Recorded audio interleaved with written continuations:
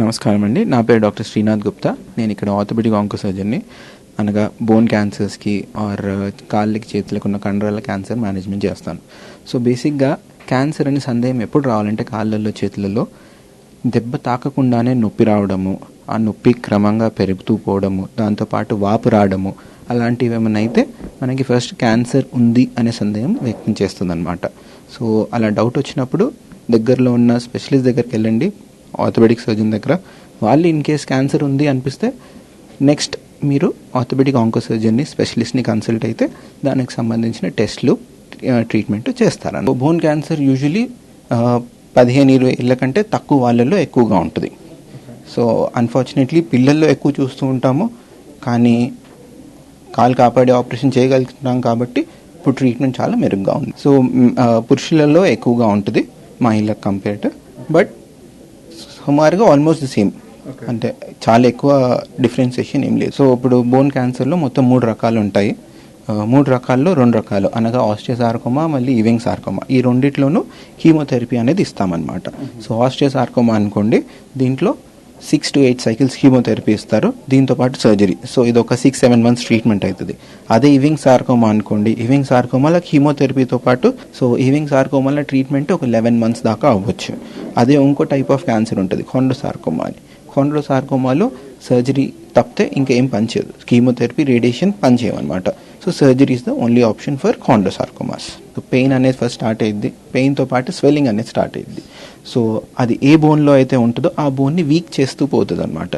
So స్టార్టింగ్లో స్టేజెస్లో మనం ఐడెంటిఫై చేస్తే బోన్ క్యాన్సర్ అని ఐడెంటిఫై అయిపోతే ట్రీట్మెంట్ స్టార్ట్ చేయొచ్చు.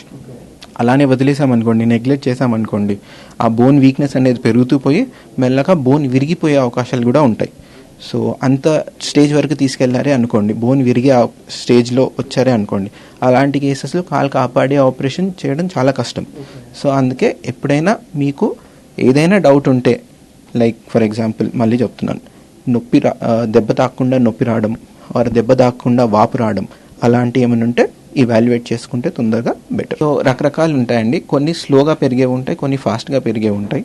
ఫాస్ట్గా పెరిగేవి 1-2 monthsలోనే ఇలా అయ్యే అవకాశాలు ఉంటాయి. స్లోగా పెరిగేటి మేబీ ఒక 3-4 months వరకు టైం ఇవ్వచ్చు మనకి. సో ఏది ఎలా ఉంటుంది అనేది మనం ముక్క తీసి బయాప్సీ అంటారు, ముక్క టెస్టింగ్, బయాప్సీ టెస్టింగ్ చేయండి మనకేం తెలియదు.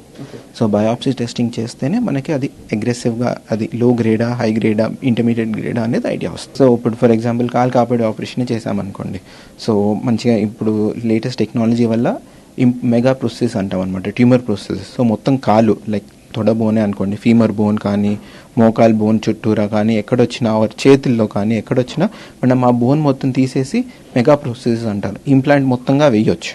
సో ఎటువంటి ఆపరేషన్ చేస్తామో దాని ప్రకారం వాళ్ళకి ఫంక్షన్ అనేది, అంటే ఇప్పుడు కాల్లో వేసామనుకోండి మోస్ట్లీ ఏం ప్రాబ్లం లేకుండా మోకాలు మడడము, నడవడము అన్నీ చేయగలుగుతారనమాట. సో చివరిగా ఏంటి అంటే, డౌట్ ఉన్నా ఎప్పుడైనా బోన్ క్యాన్సర్ ఉండి కాళ్ళల్లో ఏదైనా మళ్ళీ చెప్తాను. సో చివరిగా ఎవరైనా ఎప్పుడైనా బోన్ క్యాన్సర్ ఉంది కాళ్ళల్లో కానీ చేతులలో కానీ సందేహం వ్యక్తం చేస్తే స్పెషలిస్ట్ని వెళ్ళి కలవండి. స్పెషలిస్ట్ని వెళ్ళి కలిసి బయాప్సీ అన్ని చేయించుకొని దాని ప్రకారం ట్రీట్మెంట్ చేసుకోండి. All right, thank you.